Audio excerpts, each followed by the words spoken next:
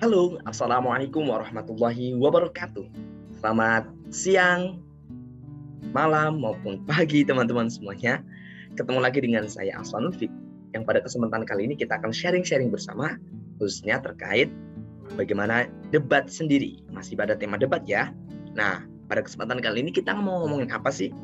Nah, ada beberapa hal yang perlu teman-teman persiapkan sebelum teman-teman melakukan debat atau lomba debat. Ngapain aja sih sebelum debat perlu ngapain aja sih? Nah, kali ini kita akan ulas bersama. Ada 5 langkah yang harus teman-teman lakukan. Langkah yang pertama apa? Check it out. Langkah yang pertama, teman-teman harus namanya ketahui. Apa sih maksudnya ketahui?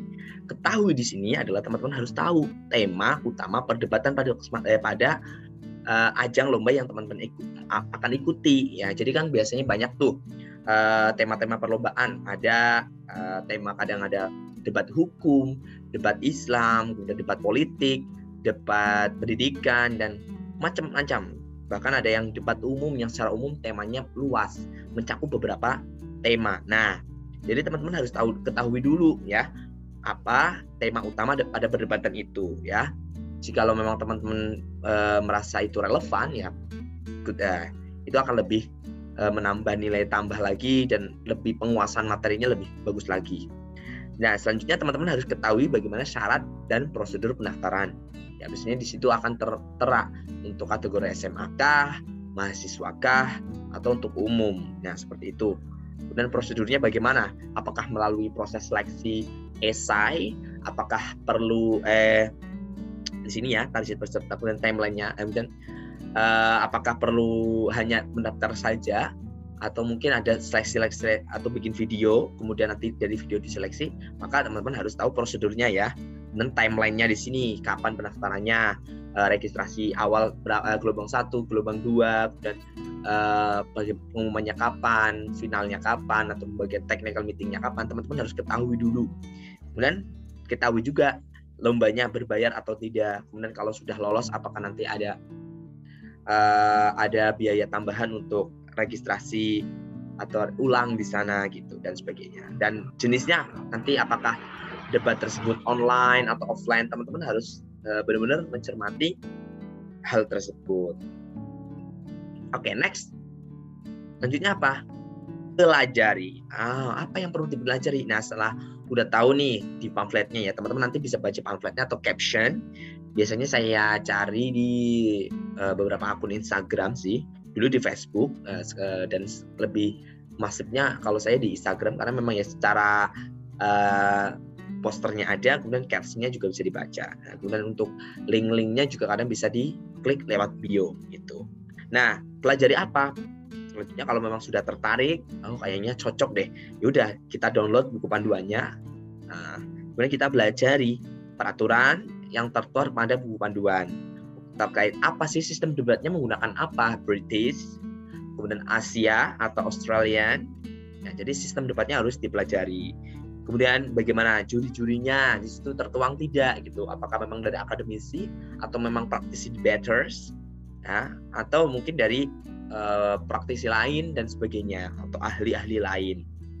Dan sistem penilaiannya seperti apa gitu, apakah menggunakan angka ABCD atau mungkin range dan sebagainya. Untuk bagaimana cara apakah nanti modelnya langsung mana yang menang, mana yang kalah, atau mungkin di rankingkan sesuai dengan poin yang didapat.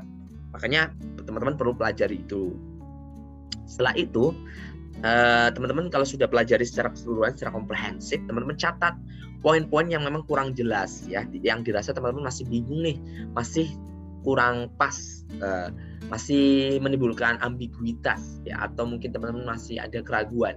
Teman-teman bisa tanyakan saat technical meeting, atau mungkin jika tidak ada bisa langsung ke melalui panitia, melalui kontak person yang ada, atau mungkin media-media sosial yang tertera pada perlombaan yang teman-teman akan ikuti. Nah, next.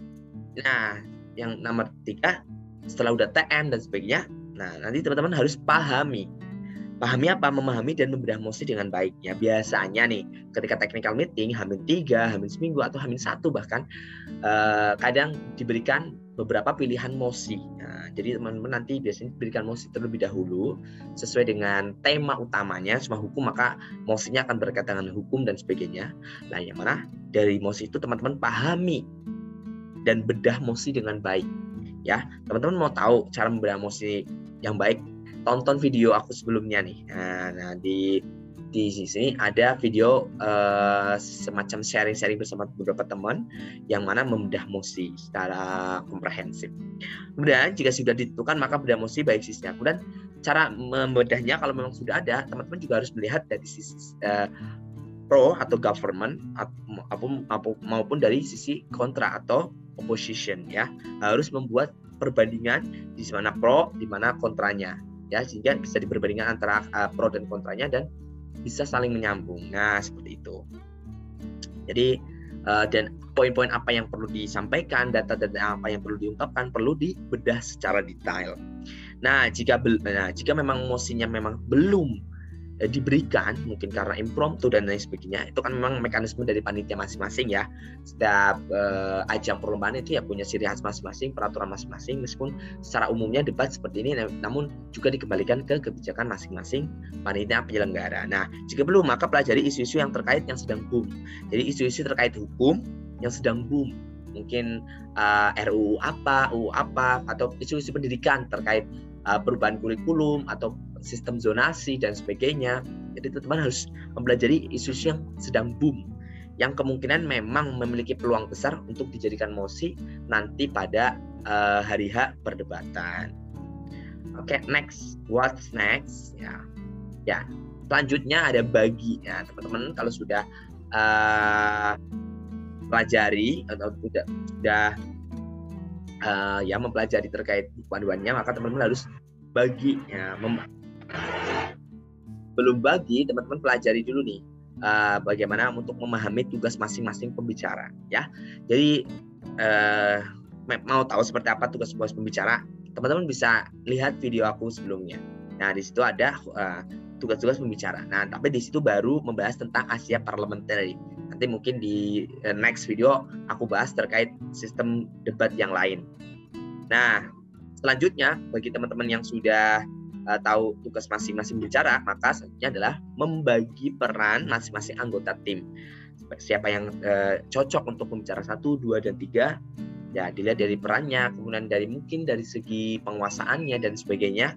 Mungkin teman-teman harus menentukan mana pembicara 1, 2, 3. Itu sangat penting ya teman-teman, karena memang ketika penempatannya tidak pas akan membuat performa tim juga kurang maksimal. Tapi kalau secara pengaturannya, penyusunannya teman-teman itu pas, mana yang passion di pembicara 1, 2, dan 3 dan reply speech nanti kalau di Asia, maka itu akan membuat sebuah kolaborasi yang ciamik atau sangat bagus. Oke, the last step, what is it? The last step is latihan dan evaluasi. Nah, teman-teman nih yang sudah membagi tugas masing-masing, maka segeralah lakukan latihan dan evaluasi secara berkala ya, dengan bisa meminta teman-teman yang sudah berpengalaman, atau mungkin teman-teman dengan lihat video, kemudian saling ada lawannya dan sebagainya. Kemudian untuk melatih secara pribadi, teman-teman ya bisa melakukan ngomong depan cermin dan sebagainya. Nah, perhatikan ya ketika latihan evaluasi, teman-teman harus memperhatikan 3M, matter, manner, and method, yang mana sudah saya jelaskan di video sebelumnya terkait 3 hal penting yang perlu teman-teman perhatikan ketika berdebat ya. Kemudian jangan lupa ketika berdebat teman-teman juga harus memperhatikan yang namanya pemanfaatan waktu yang sesuai ya.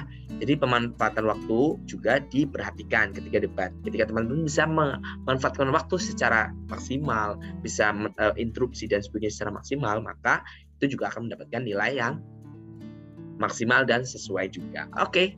Itu adalah 5 hal yang perlu teman-teman perhatikan ketika teman-teman akan mempersiapkan untuk ajang perlombaan debat.